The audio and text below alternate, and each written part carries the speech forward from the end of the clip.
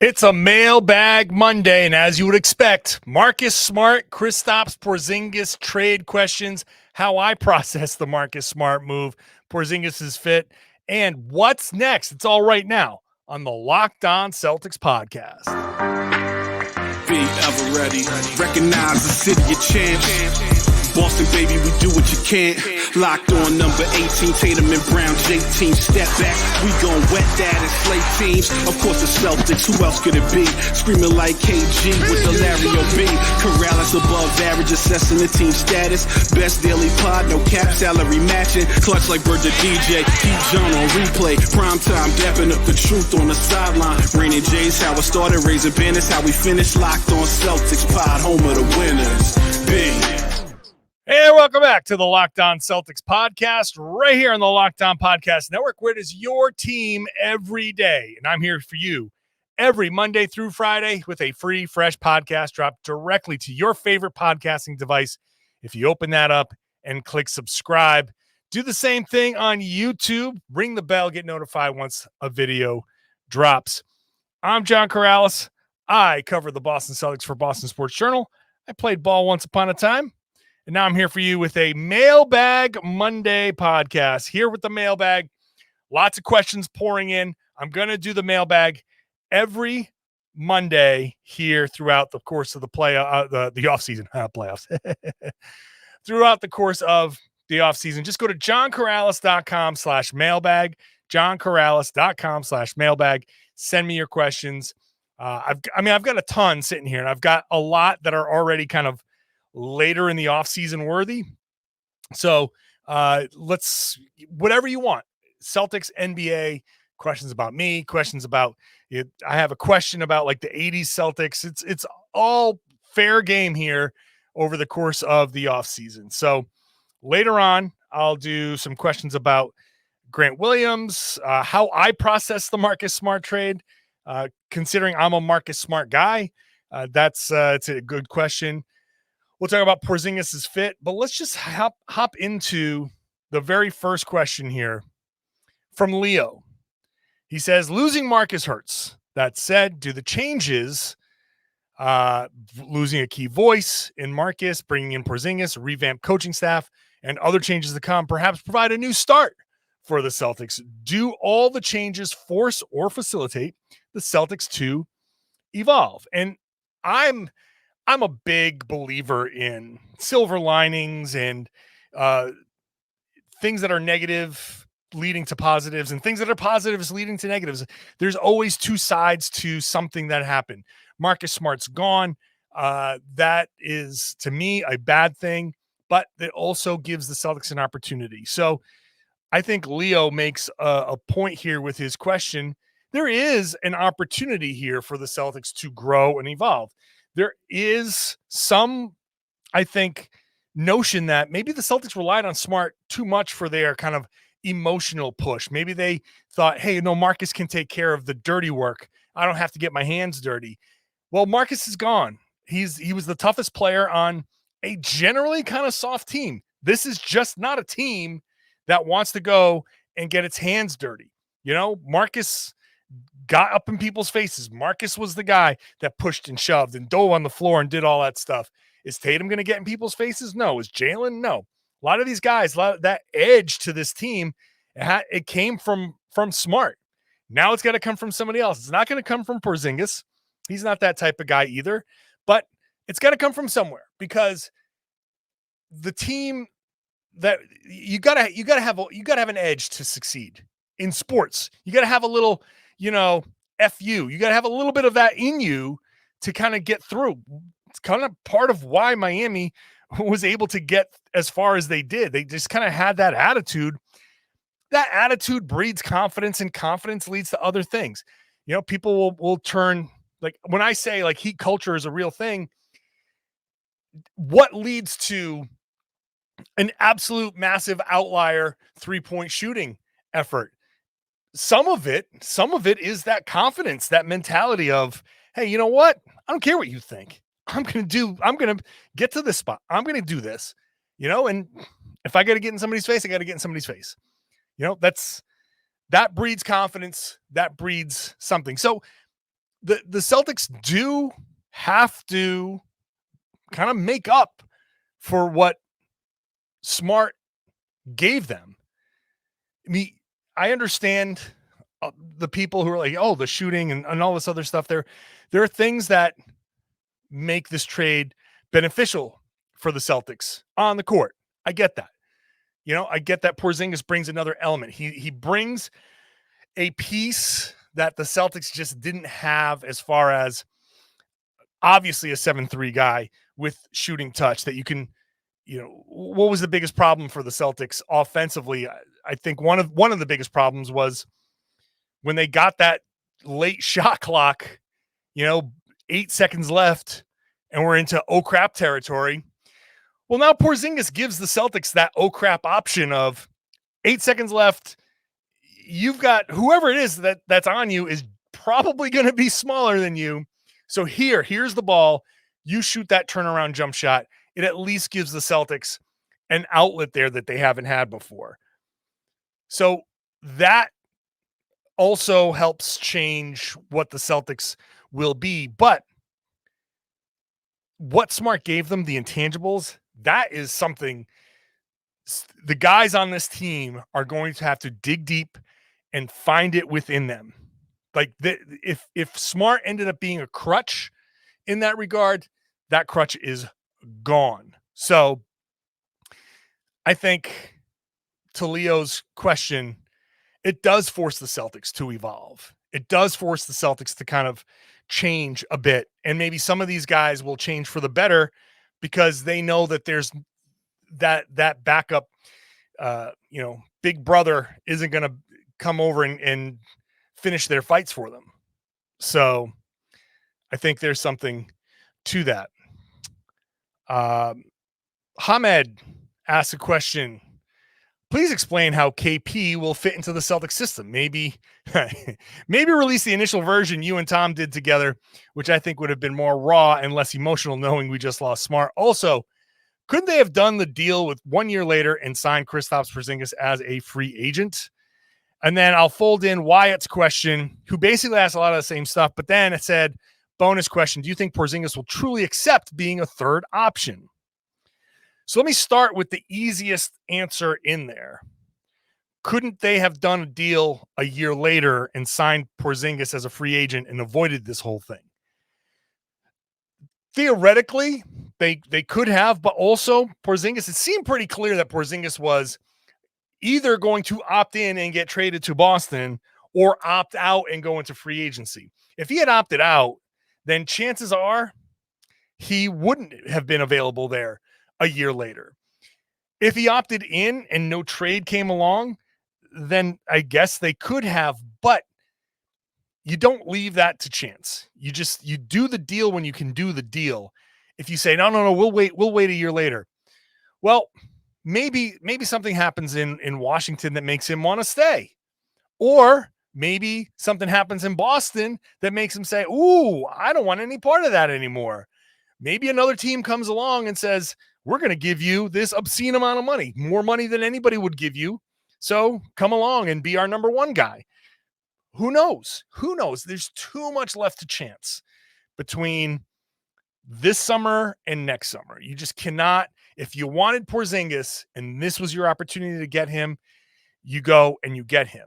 Now, unfortunately, whatever happened with the Clippers, and you just hear conflicting reports about their medical concerns and so on and so forth, whatever it was that happened with the Clippers balked at taking Malcolm Brogdon. Brad Stevens had Smart to Memphis in his back pocket. That didn't materialize out of nowhere. Okay? Just to be clear, Brad Stevens didn't just pick up the phone when the Clippers bailed out and go, hey, by the way, whoa, can you help us out? And they go, oh, yeah, Tyus Jones for Marcus Smart. And like, if that was the case, then Boston would have been giving away the picks. That offer, Tyus Jones and 2 firsts for Marcus Smart, existed before this deal. So there is a thought out there that maybe that's a deal that would have, even if Brogdon did go to the Clippers, I've heard some people speculate that this deal, Smart to Memphis for Tyus Jones, might have been a deal they did anyway. So it wasn't something that Brad just went to. It was in his back pocket. And it was in his back pocket for a reason. And that was they were getting Porzingis now, and they weren't waiting. The rest of this, his fit, all of that, I'm going to do next. First, today's show is brought to you by eBay Motors. For a championship team, it's all about making sure every player is a perfect fit. It's the same when it comes to your vehicle.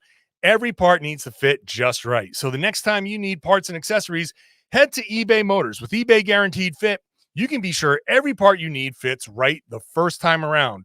Just add your ride to My Garage and look for the green check to know your part will fit or your money back. Because, just like in sports, confidence is the name of the game when you shop on eBay Motors. And with over 122 million parts to choose from, you'll be back in the game in no time. After all, it's easy to bring home a win when the right parts are guaranteed. Get the right parts, the right fit, and the right price on ebaymotors.com.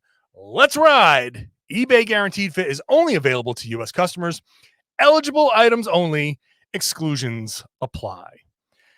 Thank you for making Locked On Celtics your first listen every day. Tomorrow's show, I'm actually going to be heading out to a charity event where Jordan Walsh, the Celtics second round pick, the 38th overall pick, it will be participating in this event. He'll be talking to the media afterwards. So it's my first opportunity to talk to Jordan Walsh. I will share some of that with you and whatever else comes up. Certainly more Porzingis and Marcus Smart stuff. That's not a story that we're done talking about because it's going to continue. Now, Porzingis is going to talk at some point, I think, maybe this week, but we'll get the introduction at another time. So tomorrow, some Jordan Walsh, and we'll continue on from there. I'm also now going to continue on with my question here about Kristaps Porzingis and his fit in Boston. So the biggest question that I think has to be answered for Porzingis and his fit was last year a contract year where Porzingis kind of gave more effort than he will moving forward? Or was last year Porzingis kind of hitting a stride because he's 28 and his body is catching up? As I've said before, he's in his prime. I'm telling you, if you've never experienced that kind of where your body kind of changes at 27, 28, it's wild. Now, I can speak for myself. The short version of the story is one of my college coaches tried to teach us the Euro step in college. I could not get it down. I just couldn't get the footwork down on the Euro step. Then randomly, as a 27-year-old in some men's league, I whipped off the Euro step out of nowhere. Didn't even think about it. I saw a person stop in front of me. I went boom, boom. And I was like, oh my God. I can't, I was incredulous. I looked over. I had an old college teammate with me running, and we were like, oh, I can't believe we did this. Like, neither of us could get the Euro step down. And finally it happened.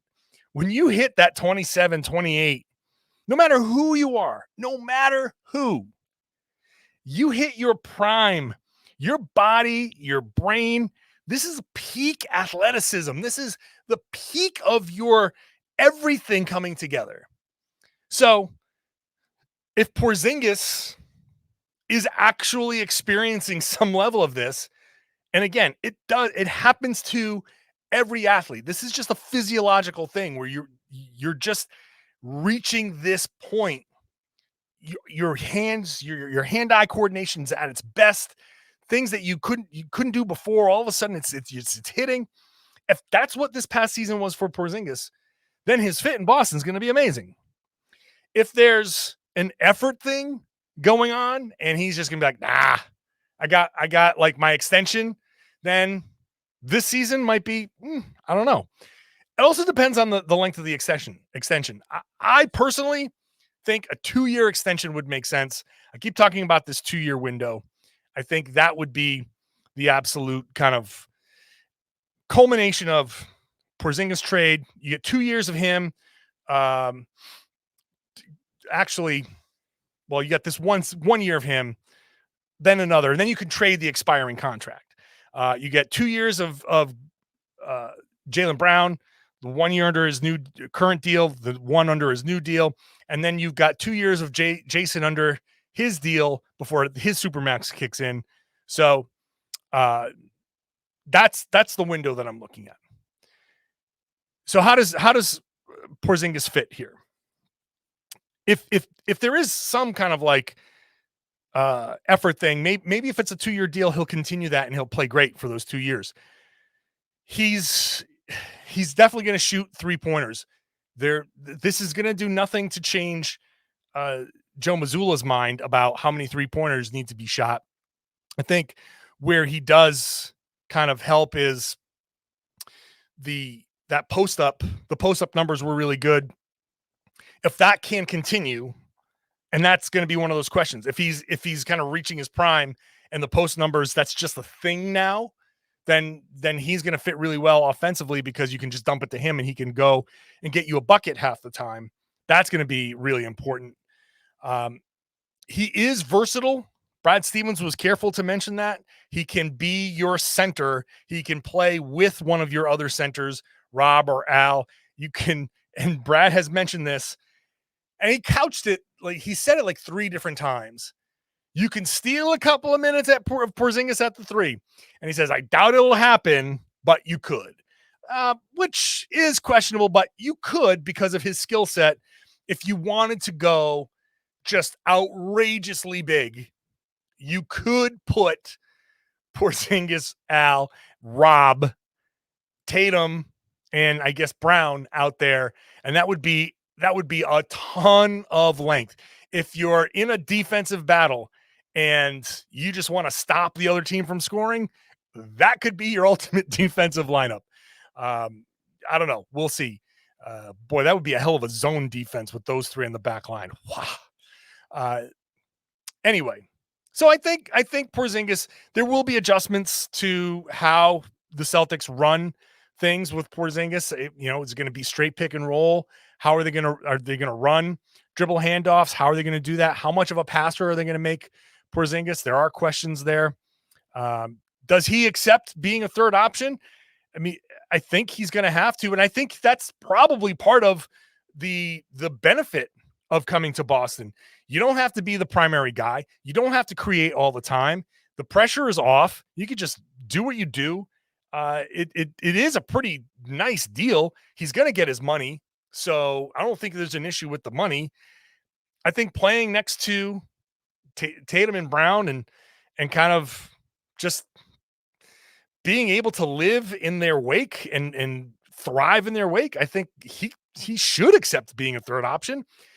And like, I think outside of Tatum, second option, third option, doesn't matter that much. No, because if they need a basket in certain situations, it'll be Porzingis. If they need a basket in other situations, it's going to be Jaylen. Everybody kind of understands the hierarchy.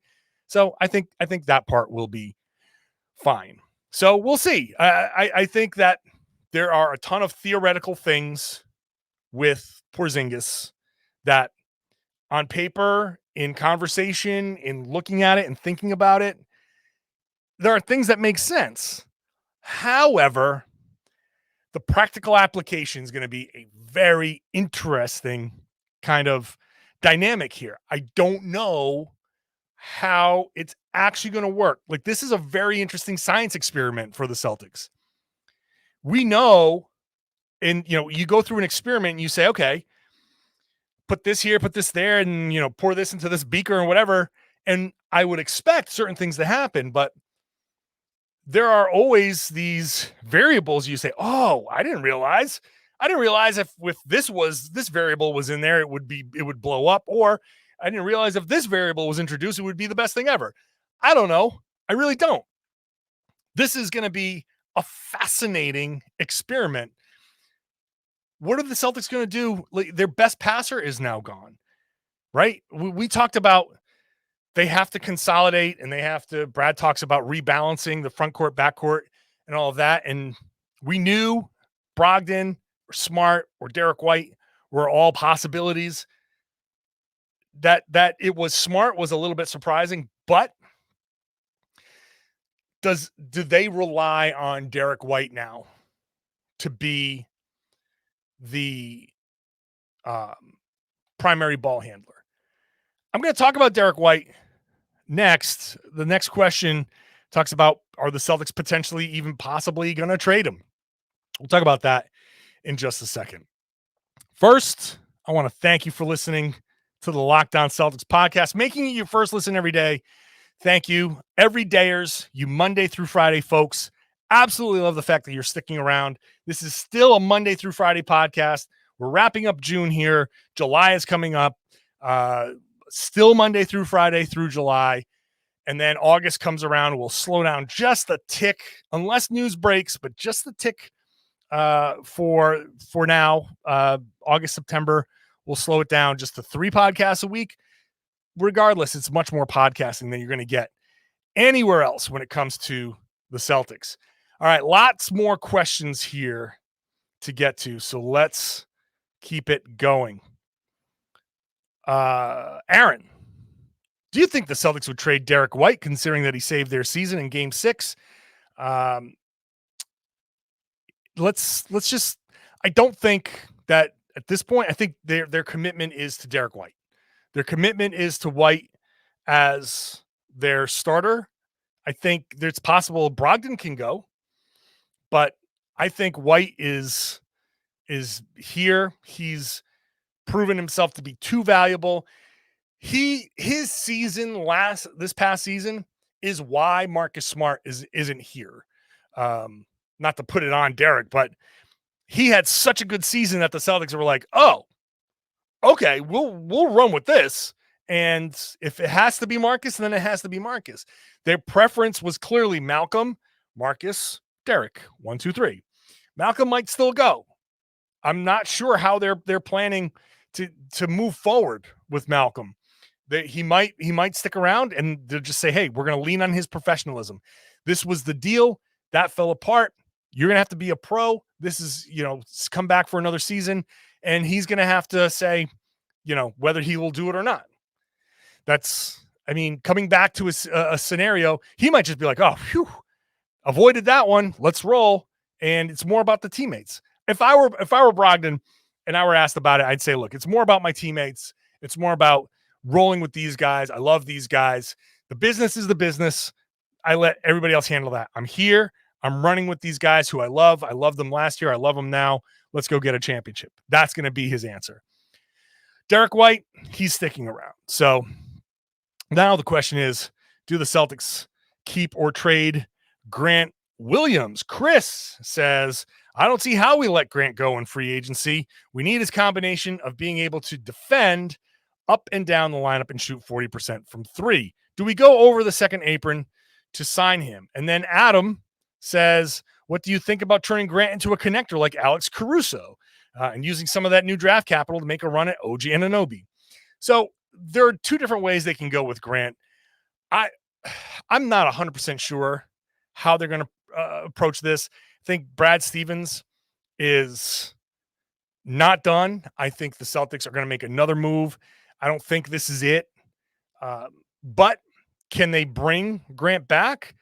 Sure. Do they go over the second apron if that's the case to make him, to keep him around? That's going to be tough. I don't know that the Celtics really want to go over that second apron.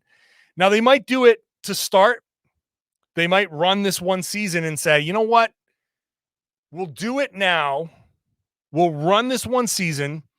We'll hope for the best, and we'll, if they can make a trade, if they need to make a trade in the middle of the season, they still have some options, even though they're limited. They still have some options. Brogdon, if he comes back, remains a possibility to trade if the Celtics are in a pinch, if they're in a bind, If not, then they'll just roll with what they have. But it's possible that they can do it, and then next summer you deal with the ramifications. Uh, so I'm not going to say they won't go over the second apron to re-sign him. I'd be surprised if they went over the second apron to re-sign him. But I do also agree with Chris that Grant will be a good player. Grant's a good player. I like Grant. And if he's back, I think he can be a very good, versatile player here. He could be a starter. Because who's going to start with Porzingis? I assume they didn't bring Porzingis in here and trade Smart to get Porzingis in here off the bench, right? He's obviously going to be a starter. So you go with White, the Jays, Porzingis, and who's the fifth starter? Is it Rob? Is it Al? If Grant comes back, Grant could make a lot of sense there because that really spreads the floor now. You can play 5 out and have your big rim defender. This is kind of like the advantage of going back to one of the questions about Porzingis' fit. Theoretically, you now kind of have the best of both worlds in Porzingis. You can play 5 out offensively, and that would be very difficult to guard. But defensively, you can kind of keep him close to the rim. You can have him guard the other team's worst shooter and kind of roam off, and you rely on the other guys to be very versatile and switchable. Grant, Derek, Jaylen, Jayson, those guys can all switch. That could be a very versatile kind of group, and you just kind of park Porzingis by the rim, and you say, "All right, let's you want to try it? Go ahead and try it." So that is, and Grant coming back kind of makes that work. And this is where you have some questions about starting Rob with Porzingis, because offensively you'd play 5 out. You can't play 5 out with that. You'd have Rob in the dunker spot or Rob as a roller, and Porzingis becomes a floor spacer. But then defensively, who knows? Who knows how they handle that? Maybe Porzingis does handle a big, but if the other team goes small, where do you go with that? I don't know. It's going to be an interesting kind of fit there, but I think Grant would be a good kind of option to keep. Now, can you turn him into an Alex Caruso? I don't think so, because the sign and trade, and if I'm not mistaken, if Alex Caruso is under contract, and I didn't look this up, I think that'll be tough. Now, you could turn Grant into one of those types of guys. If the Celtics are going to make a trade, a sign and trade, that would be the type of guy to go get. So, yeah, if they can turn him into an Alex Caruso, I would love to have Alex Caruso on the Celtics. I think that would be a great guy to have. And kind of, even though now he's another injury-prone guy, but he kind of would help mitigate the loss of Marcus Smart as well. He does have that defensive ability. He does have the ability to do some of those kind of like make some of those wild plays. I think he could be a guy that works in that regard. Forget OG Anunoby. Forget it. That's not going to happen. Paolo says, no, poor Paolo from Italy. He said, I went to bed with a trade that I loved and woke up to Smart being gone. I can see Brad making more moves, but I don't think it's going to be on point guards. What about betting on Payton Pritchard? Well, he does have more of a role in this current scenario. He could be a third point guard here. And Brad Stevens did mention him when he was talking about the backcourt. So if this is the backcourt, I would say Pritchard has a role off the bench. How much of a role?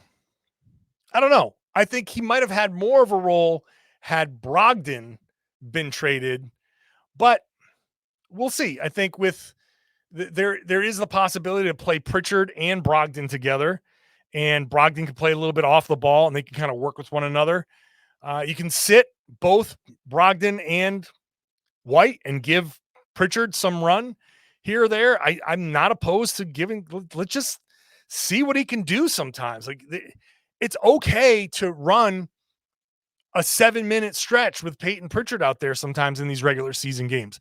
And then you can scale it back during the course of the playoffs, but that's a fine thing to do. So yes, if the Celtics are done with adding to the backcourt, then I would expect Pritchard to stay, and I would expect Pritchard to get an extra 20 minutes. So I think that's certainly a possibility. Let's get into, and I have to type my own banners here. So if you're watching on YouTube, I forgot to type a banner. So I'm doing that now as we get the question about the value of second round picks. And that comes from Paul, who says, I've heard you say a few times now how valuable second round picks are. According to most of the analytics that I've seen, barely 20% of second rounds are successful. Why do you feel they're so much valuable now? And whoops, where did that? Well, never mind. That banner's just not going to go there. Sorry. I'm working through some technical things. The value of second round picks is high. I think we've seen over the past trade deadline and this offseason so far, second rounders get deals done. The Jay Crowder trade, he's got traded for like 100 second round picks. You can pile those up. They have value now. I do believe that the end of the second round is going to drop in value, and the beginning of the second round is going to rise in value. So having picks 31 through 35 is going to be a little bit more valuable than having picks 25 through 30. Now, on the off chance, and I heard saw Ryan Bernardoni at Danger Carter on Twitter tweet this out in response to the notion that second rounders are more valuable. If you hit on a star in that range, 25 to 35, if you hit on a star player, and they are there, it's not common, but they do exist in that range. If you hit on one, it's better to have him on the structured, slotted salary that you can have through 4 seasons before you get to restricted free agency. And that is 100% true. The odds, though, are that the talents between 25 and 35 is basically equal. And there are going to be, in my opinion, a lot more of these guys in that late first round who just take too long to get to the spot where they're providing the value. There's going to be more of those guys that end up with their options being declined. And that, I think, now that guy could always resign, could sign a two-way, could sign a lesser deal. You can always, just because a team doesn't, declines the option doesn't mean that they cut you and you're gone. You could always stick around under a different deal. So there is that element to it. But the second round picks, you can structure a deal however you want. You can just bring them in for 2 years on the two-way. And then if for some reason they're so much better than the two-way, you can always upgrade their contract. It's a little bit of you're playing the odds. It's like a gamble. It is a gamble, but it's like going to the craps table or playing blackjack, which I love to do. You are playing the odds. It's like the second round, that 25 to 35 slot, you're always being dealt a 16. And the dealer's always being dealt an 8. And you don't know what to do. You got to take a hit, but it's always, you're just trying to play the odds on what cards you're dealt and figure, okay, I'm going to stay on this. I'm going to hit on this. So it's difficult. That second round, to me, the odds are better that you can play the financial game, and teams are going to value the flexibility of two-way guys and minimum guys and stuff, and being able to structure the contracts in that way versus similarly talented guys that you have guaranteed slots. That's why I think second round picks are super valuable. That's why Brad Stevens turned a first-round pick into 5 second-rounders, one of those becoming a player and 4 of them in the future. He has been saying the value of second-rounders is higher than ever.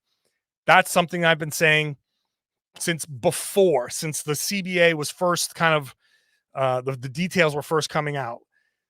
Teams are stockpiling these second-round picks. They're not hoarding them, and like they're still value to first-round picks and all of that. But that's all why. All right, let's get to this final question. Tim says, the news about Marcus Smart reminded me of the Planet of the Apes ending where they find the Statue of Liberty buried on the beach. And he yells, "You maniacs, you blew it up. Damn you all to hell." How are you holding up? Knowing the business, is it easier watching a player you admire get traded? Okay, so it's tough for like, you do develop some level of an attachment to a player. Obviously, Smart is a guy that I respect a ton, right?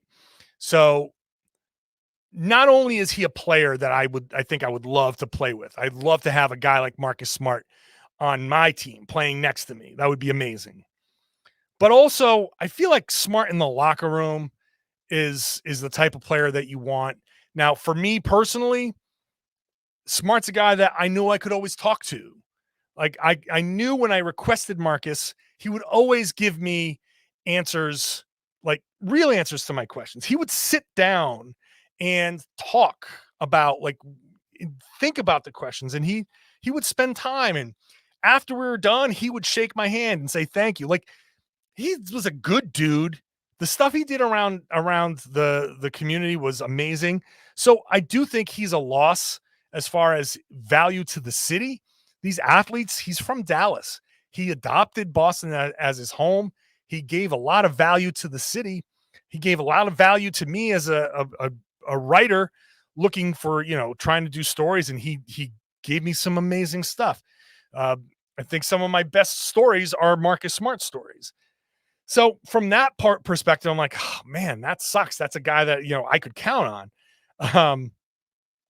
Watching a guy like that go, look, as far as the business side of that, like, that this is how it goes. No one's untradeable. At some point, everybody becomes tradable. No one finishes their career in one place. It was surprising that Smart was gone, and I do think Smart is a good player. Like, my opinion on him doesn't change. What I think he gives the Celtics, that doesn't change. But as far as how I'm holding up, I mean, I'm fine. I'm 50 years old, by the way. So I'm past the point. Like, these guys are all like young enough to be my kid. Like, legitimately, like some of these younger players, like I could have, having a 22-year-old son as a 50-year-old is not outrageous. A lot of 50-year-olds have 20-year-old sons. So I'm not in that mind frame anymore. Like, I'm too old for that. Like, this is how it goes, man. This is life. And it's shocking at first. I thought it was a surprise, and it certainly surprised me. And I was like, damn, that sucks, because I do like how he plays, and I think he's good for the team. But as far as the, all this other stuff, how I'm processing it, he's an NBA player, and this is part of the deal. This is what you sign up for. You make a lot of money. You make a ton of money. Part of the deal is you could be uprooted and sent away. And I think it sucks. Like, that's the part that I think that sucks. Marcus Smart is getting married this summer. He had a whole off season, like this life that he was preparing for this thing. And now all of a sudden, oh, now I live in Memphis. Okay. Which sucks. And he gets compensated for it, and no one's crying for him, but it doesn't change the fact that it sucks. It doesn't change. It's unexpected to him. That doesn't change that. So, yeah.